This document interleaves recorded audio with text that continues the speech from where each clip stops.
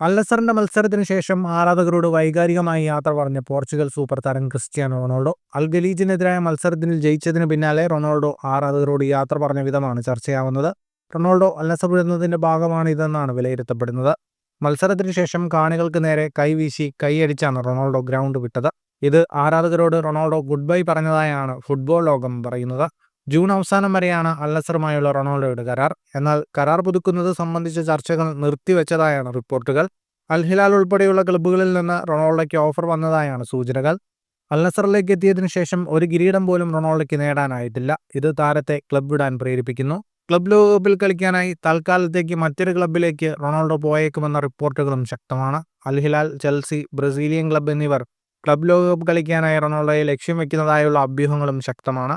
Football ലോകത്തെ കൂടുതൽ വാർത്തകൾക്കും വിശേഷങ്ങൾക്കുമായി സ്പോർട്സ് കഫേ സബ്സ്ക്രൈബ് ചെയ്യുക.